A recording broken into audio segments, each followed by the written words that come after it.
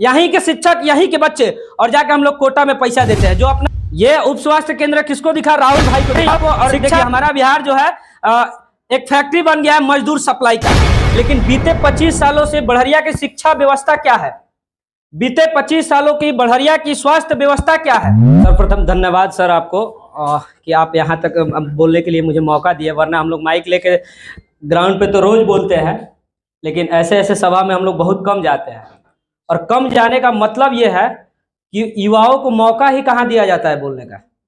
मैं इसलिए नहीं जाता हूँ, लेकिन एक बात बताइए, यहाँ तमाम युवा भाई मेरे बैठे हुए हैं, आप लोग बताइए युवाओं को मौका कहाँ दिया जाता है बोलने के लिए? कहीं मौका मिलता है? और मैं यहाँ पे तमाम लोग थे, सर बहुत बढ़िया से अपना वक्तव्य दिए थे, इसलिए ज्यादा मैं कुछ नहीं बोलूंगा। लेकिन एक चीज पूछना चाहूंगा कि अभी हम लोग बेसिकली यहाँ बढ़िया के लिए बात कर रहे हैं, क्योंकि राहुल भाई एक उभरता हुआ बढ़िया का चेहरा है, और कहीं ना कहीं युवा है तो युवा के लिए जरूर सोचेंगे। और बढ़िया के लिए मैं अगर बात करूं तो एक बात बता दिए, बीते 25 साल में बढ़िया को कौन चला रहा है? बढ़िया को कौन चला रहा है? बढ़िया की शिक्षा व्यवस्था क्या है बीते 25 सालों की? मैं 2, 4, 5 साल किसी पार्टी का मैं नाम नहीं लूंगा, क्योंकि हम लोग मीडिया से हैं और किसी पार्टी से हम लोग का कोई ये नहीं रहता है। लेकिन बीते 25 सालों से बढ़िया की शिक्षा व्यवस्था क्या है? बीते 25 सालों की बढ़िया की स्वास्थ्य व्यवस्था क्या है? बीते 25 सालों में बढ़िया में रोड डेवलपमेंट पंचायत में होना चाहिए, हर पंचायत में नहीं है, किसी किसी पंचायत में है, और है भी तो वहां पे आप सबको पता है कि गाय भैंस बांधी जाती है। उप स्वास्थ्य केंद्र का आखिर क्यों निर्माण होता है? गाय भैंस बनाने के लिए। और तमाम नेता हैं, इन लोगों को ये दिखता नहीं। ये दिखा किसको? राहुल भाई को दिखा। ये उप स्वास्थ्य केंद्र किसको दिखा? राहुल भाई को दिखा। शिक्षा स्कूल में रास्ता नहीं है जाने का, किसको दिखा? राहुल भाई को दिखा। तो कहीं ना कहीं युवाओं के सोच को कौन देख रहा है? राहुल भाई देख रहा है। मैं किसी भी पार्टी से कोई नहीं है, लेकिन एक चीज होना चाहिए, यहाँ तमाम बुजुर्ग लोग बैठे हैं, ये सभी हम लोगों से ज्यादा बढ़िया को जानते हैं, सिवान को जानते हैं, बिहार को जानते हैं। लेकिन एक चीज बताइए, बीते 25 सालों में बढ़िया को जिसने भी कंट्रोल किया, चाहे देखिए जो बढ़िया में चुनाव जीत के जाते हैं वो कंट्रोल करते हैं, एकदम सच्चाई बात है, ठीक है। और जिसने भी बढ़िया को कंट्रोल किया, सिर्फ और सिर्फ कुर्सी पे बैठ के उसको दिमाग की तरह चाटा है, ना कि बढ़िया के लिए विकास किया है। और देखिए हमारा बिहार जो है एक फैक्ट्री बन गया है मजदूर सप्लाई का। यहाँ बिहार में कोई फैक्ट्री नहीं बना है, बल्कि बिहार खुद एक फैक्ट्री बन गया है। यहीं के शिक्षक, यहीं के बच्चे, और जाके हम लोग कोटा में पैसा देते हैं। जो अपना हम लोग यहाँ पे जो लोग भी कृषि प्रधान राज्य है बिहार, जितना यहाँ से कृषि से हमारे पेरेंट्स, हमारे गार्जियन खेतों में अपना खून पसीना सींच के पैसा इकट्ठा करते हैं, उसको हम लोग ले जाके कोटा, राजस्थान, मुंबई, दिल्ली, तमाम जगहों पर ले जाके दे देते हैं। एक बात बताइए, हमारे यहाँ तो कोई फैक्ट्री नहीं है, और फैक्ट्री नहीं है, अगर कृषि प्रधान राज्य है तो उसमें से कुछ पैसा अगर खून पसीना इकट्ठा करके हमारे गार्जियन इकट्ठा करते तो उसको भी हम लोग ले जाकर दूसरे राज्य में दे आते। ये हमारे बिहार की दशा है। तमाम, मैं बिहार की नहीं, हर गांव की ये स्थिति है, हर गांव की ये स्थिति। इस स्थिति को सुधारना होगा, और इस स्थिति को सुधारने के लिए सिर्फ राहुल भाई के आगे आने से कुछ नहीं होने वाला। तमाम युवा को, हर जिले के, हर मोहल्ले के, हर वार्ड के, हर गाँव के हर युवाओं को आगे आना होगा। हाँ, अलग बात है कि एक नेतृत्व करने के कोई इंसान होना चाहिए। राहुल भाई इसमें अग्रसर है, राहुल भाई आगे आए हैं। राहुल भाई तमाम युवाओं को साथ लेकर चलना चाहते हैं, तमाम बुजुर्गों के आशीर्वाद से आगे चलना चाहते हैं। तो हम सभी का कर्तव्य होता है कि सपोर्ट करें, ना कि किसी राजनीतिक लाभ के लिए नहीं।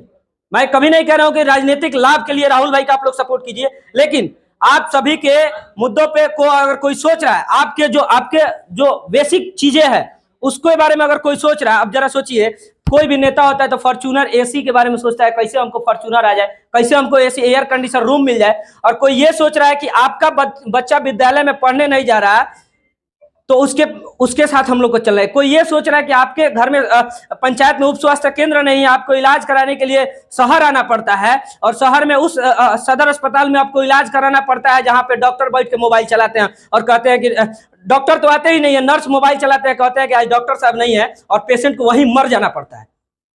मैं आपसे 3 महीना पहले की बात बता रहा हूँ, इसी सदर अस्पताल की। यहाँ पे एक पेशेंट आया था इलाज कराने के लिए, लगभग 3 बजे के आसपास। डॉक्टर नहीं थे, और जो नर्स थे बोले कि डॉक्टर साहब नहीं है, और वो पेशेंट वो मोबाइल चला रहे थे बैठ के। वो वीडियो भी वायरल हुआ था, मुझे लगता है सब लोग देखे होंगे। और पेशेंट मर गया वहीं पे, पेशेंट मर गया। अब जरा सोचिए उसे हुआ क्या था पता है? मामूली सा बुखार हुआ था, लेकिन समय से दवा नहीं मिल पाया। अगर उप स्वास्थ्य केंद्र होता आपके गांव में, आपके पंचायत में, तो मुझे लगता है वो बच्ची उस दिन नहीं मरी होती। उस मुद्दे पे कौन बात कर रहा? राहुल भाई बात कर रहा है। तो हम सभी को, हम तमाम युवा को, तमाम बुजुर्गों से एक रिक्वेस्ट है कि आप लोग अपना जो है आप लोग के पास काफी अनुभव है, हम युवाओं के पास, हम हो राहुल भाई, तमाम जो युवा बैठे हैं इन लोगों के पास बहुत कम अनुभव है। तो आप लोग क्या है कि अपना अनुभव हम लोगों से साझा कीजिए, राहुल भाई जैसे जो लोग भी है उनको साझा कीजिए और उन लोगों को मजबूत बनाइए। हम लोग 25-30 साल चीजों को नहीं देखे हैं, लेकिन आप क्या है कि 50 साल पहले की चीजों को देखे हैं, उससे लंबा अनुभव आप लोग को, तो आप अपना 50 साल का अनुभव राहुल भाई को देकर मजबूत बना सकते हैं। और तमाम युवा बंधुओं से एक रिक्वेस्ट है कि हम लोग क्या है कि हम युवाओं में बहुत पावर है। एक स्लोगन है, मुझे ठीक से याद नहीं है, कि जिस ओर युवा चलते उस ओर जवानी चलते, कुछ इस तरीके से है। तो जिस तरीके युवा जो है ना, युवा जिधर चलते हैं वो सरकार मतलब तमाम हवाओं का रुख उधर मुड़ सकते हैं। हवा किसी के कंट्रोल में नहीं रखता है, लेकिन युवा चाहे तो हवाओं को भी रुख मोड़ सकते हैं। तो तमाम युवा बंधुओं से रिक्वेस्ट है कि राहुल भाई जैसे जितने लोग समाज में अग्रसर हो रहे हैं उन लोगों का सपोर्ट कीजिए, ताकि वो लोग हमारे बेसिक मुद्दों पे बात करें। बताइए ना, आजादी के 75 साल बीत गए, आज भी हम लोग रोड, नली, गली, मतलब शिक्षा, स्वास्थ्य, इस पे हम लोग बात कर रहे हैं। सर बता रहे थे कि जापान में एक भी सोर्स नहीं है, उसके बाद भी जापान देखिए कितना आगे है। और हम लोग के पास, हम लोग का बिहार का भी सोना का चिड़िया हुआ करता था।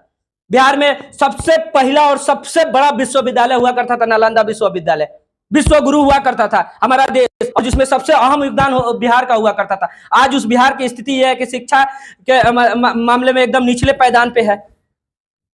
आखिर हम लोग, और इसको दिमक की तरह कुछ लोग जातिवाद, कुछ लोग पार्टीवाद, कुछ लोग परिवारवाद करके दिमक की तरह चाट रहे हैं।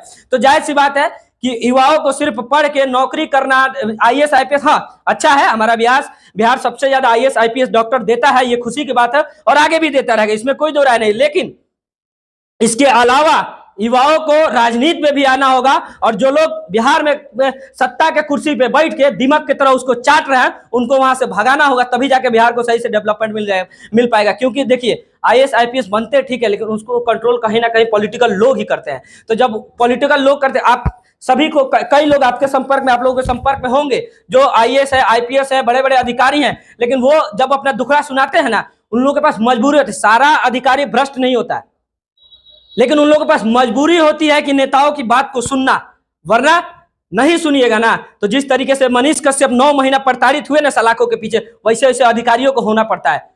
कई सोशल मीडिया, कई पत्रकारों को आप देखे होंगे कि जब भी सरकार के खिलाफ सवाल उठाना शुरू करता है तो उसको निकाल दिया जाता है कंपनी से, कई बड़े बड़े पत्रकारों को।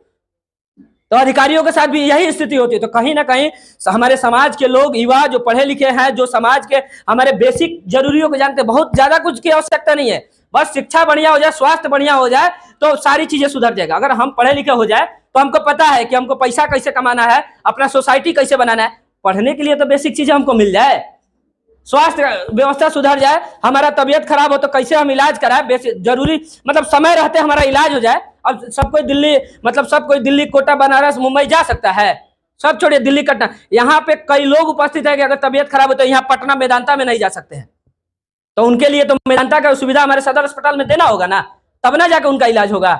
तो बस इस स्थिति को सुधार दिया जाए। मुझे लगता है कि हमारे बिहार को बदलने में बहुत ज्यादा समय नहीं लगेगा। और मैं इस मंच से राहुल भाई को बहुत बहुत धन्यवाद देता हूं, जो एक युवा, अब पता है मैं भी एक युवा हूं, और हर बाप का एक सपना होता है कि मेरा बेटा पढ़ के बड़ा मतलब कोई जॉब करेगा और मेरे बुढ़ापे का सहारा बनेगा। और उस उम्र में पता है राहुल भाई जो काम करे इसमें इनको पैसा नहीं मिलता हो, सबको पता है। तो अब जिस उम्र में एक बाप की उम्मीद होता है कि मेरा बेटा पैसा कमा के मेरा मतलब बुढ़ापे का सहारा बनेगा, मेरे परिवार का एक स्तंभ बनेगा, उस स्थिति में राहुल भाई अगर समाज के लिए सोच रहे हैं तो हम सभी का कर्तव्य बनता है कि जो लोग भी राहुल भाई के जैसे इस तरह समाज की चीजों को सोचते हैं उनका मदद करना। और तमाम बुजुर्गों का ये कर्तव्य बनता है कि अपने लंबे अनुभव को देकर राहुल भाई जैसे लोगों को मजबूत बनाना। बस इन्हीं शब्दों से मैं अपने वाणी को समाप्त करूंगा और अंत में सिर्फ और सिर्फ एक ही शब्द, जय हिंद, जय बिहार।